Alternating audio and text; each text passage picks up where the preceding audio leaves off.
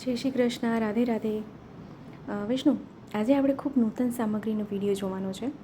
તો આ છે મેંદો. મેંદો 1 કટોરી લીધો. જો અહીંયા બધી સામગ્રીનો માપ એક સરખો જ લેવાનો છે, નહીં કોઈ ઓછું નહીં કોઈ વધારે.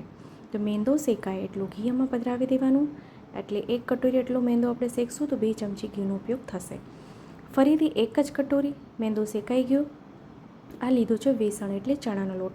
ચણાના લોટને બી સરખી રીતે શેકી લેવાનું છે. ચણાનો લોટ આપણે શેકશું એટલે ઘી એમાંથી છૂટું પડશે. જેવી રીતે લોટ શેકાય એટલું ઘી એમાં પધરાવી દેવાનું. 2 થી 3 ચમચી જેટલું ઘી. બધી સરખી મેંદો, ચણાનો લોટ અને રવો બધી વસ્તુ સરખી જ લેવાની છે, એક સરખે જ ભાગમાં. તો આ અહીંયા ચણાનો લોટ બી ગોલ્ડન બ્રાઉન થઈ જાય એટલે થોડુંક હલકું બદામી રંગનું થઈ જાય પછી એને ગેસથી નીચે ઉતારી લેવાનું. અને આપણે જે મેંદો શેકી રાખ્યો છે, ચણાનો લોટ શેકાઈ જાય એટલે મેંદો એમાં આપણે પધરાવી દઈશું એટલે એ બી સરખો એમાં મિક્સ થઈ જાય. આપણે એક સાથે પધરાવવું હોય તો બી ચાલશે. આ મેંદો છે જ આપણે પહેલાં શેકી રાખ્યો છે.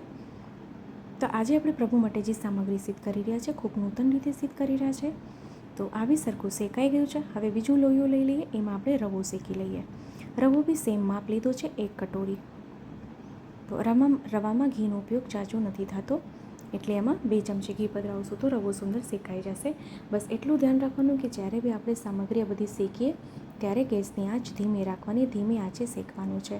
કારણ કે હાઈ ફ્લેમ પર એટલે તેજ આંચ પર શેકશું તો તરત લાલ થઈ જશે અને લાલ કરવાની નથી. તો હવે ત્રણેય સામગ્રી ભેગી કરી દેવાની છે, એક મિક્સ કરી દેવાની છે અને એને ફરીથી ગેસ ઉપર મૂકીને 2 મિનિટ એને ફરીથી શેકવાનું છે. ત્રણેય સામગ્રી બેસન, મેંદો અને રવો એને ફરીથી સરખું આપણે શેકી લઈએ એકવાર. કઢાઈ હંમેશા જાડા તળિયા વળી લેવાની. આપણે હંમેશા વિડીયોમાં સજેસ્ટ કરું છું કે જ્યારે બી આપણે સામગ્રી સિદ્ધ કરીએ તો કઢાઈ મોટા તળિયાવાળી હોય એ જ લેવાની. તેનો રંગ આપજો કેટલું સુંદર આવી ગયો. તે જ આંચે એટલે નહીં શેકવાનું, નહીં તો એનો રંગ ઉડી જશે, લાલ થઈ જશે. ને આપણે લાલ કરવાનું નથી, ખાલી એમાંથી કચાશ નીકળવાની છે. જેટલી કચાશ હોય લોટમાં એ કચાશ ખાલી નીકળી જવી જોઈએ બસ. તો જો વિડીયો ગમે તો લાઈક જરૂરથી કરશો, આપણા ગ્રુપમાં શેર કરશો જેથી વધુથી વધુ લોકો સુધી વિડીયો પહોંચે અને એને પણ આ વિડીયો ઉપયોગી થાય. તો હવે ફરીથી સેમ ક્વોન્ટિટી આપણે લીધી. હવે 3 કટોરી લોટ થઈ ગયો તો 3 કટોરીને બદલે 2 કટોરી અહીંયા સાકર લેવાની છે. કટોરી એક સરખી લેવાની. આપનો નાના મોટા આકારની કટોરી લઈ શકો છો. તો 2 કટોરી સાકર લઈને એમાં સાકર ડૂબે એટલું દૂધ પધરાવી દેવાનું છે. આજે આપણે જે સામગ્રી કરી રહ્યા છે ચાસણી, દૂધમાં આપણે કરશું, જલમાં કરવાની નથી. સુગંધી પધરાવી દઈએ. હવે દૂધમાં જ્યારે ચાસણી આપણે કરીએ છીએ ત્યારે આપણે ચાસણી લેવાની કોઈ બીક હોતી નથી આપણને, કારણ કે દૂધમાં ચાસણી બહુ સરળતાથી થઈ જાય. ખબર કેવી રીતે પડે મેં આપને આગલા વિડીયોમાં બી જણાવેલું છે. ખાલી સાકર ઓગળી જાય એટલી જ વાર આપણે એને ગેસ પર રાખવાનું છે, કારણ કે દૂધમાં ચાસણીને થતાં વાર નથી લાગતી. તો અહીંયા જો આપ જોઈ શકો છો તો ચાસણી અહીંયા ઘટ્ટ થઈ ગઈ છે. તો હવે આપણે એને ગેસથી નીચે ઉતારી લઈએ. એને સતત એને ઘૂંટવાની, જેટલું આપણે એને ઘૂંટશું એટલી સુંદર અહીંયા ચાસણી થશે. તો આપણે ગેસની આંચને બંધ કરી દીધી છે.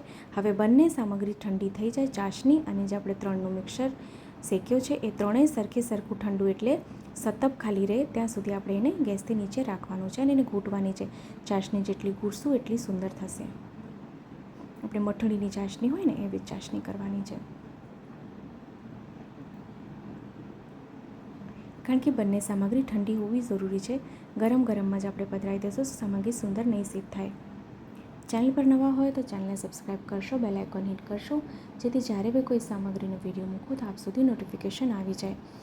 આપને જો કંઈ ના સમજાય તો ફરીથી કમેન્ટ કરશો, હું ચોક્કસથી આપને રિપ્લાય કરીશ.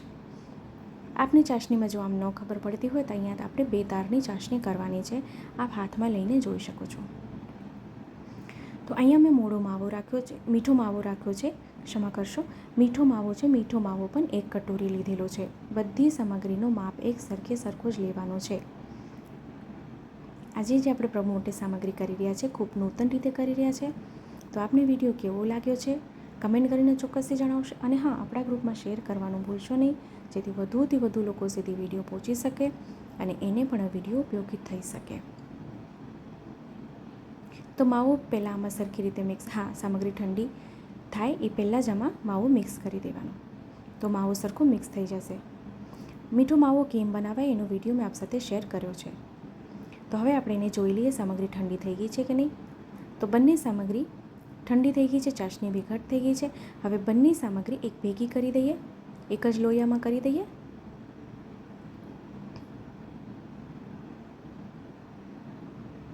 આપણે જેવી રીતે લીસા લાડુ કરીએ છીએ એવી રીતે જ આ કરવાનું છે. થોડી રીત આપણે જુદી રાખી છે. તો બંને વસ્તુ ભેગી કરીએ એટલે એમાંથી ઘી છૂટવું પડશે. આપણે જે ત્રણેય સામગ્રી આપણે સિદ્ધ કરી છે, ગરમ એટલે શેક્યું છે આપણે, એનો ઘીનો ભાગ જે છે એ છૂટવું પડશે. સૂકો મેવો બી સાથે પધરાવી દેવાનું છે, જેથી ખૂબ સુંદર એનું ટેક્સચર આવે. શ્રી પ્રભુને સોહાય એનું ટેક્સચર જો કેટલું સુંદર આવે છે. જો આપણે બરફી કરવું હોય તો આ સ્ટેજ પર એને ઢારી દેવાનું ચોકીમાં, એટલે સુંદર અહીંયા બરફી સિદ્ધ થઈ જશે. પણ આપણે આજે નંગ વાળવાનો છે, તો અહીંયા આપણે નંગ વાળી લઈએ ખૂબ સુંદર રીતે. અહીંયા આપ જોઈ શકો છો કેટલું સુંદર એ નંગ વળી રહ્યો છે. હવે આપણે એને પાત્રમાં સાજી લઈએ. તો ખૂબ સુંદર અને સરળ રીતે આપણે લાડુની સામગ્રી સિદ્ધ થઈ ગઈ છે. તો આપણે ફરીથી મળશું નવા વિડીયો નવી સામગ્રીની સાથે. ત્યાં સુધી આપ સૌને મારા જય શ્રી કૃષ્ણ.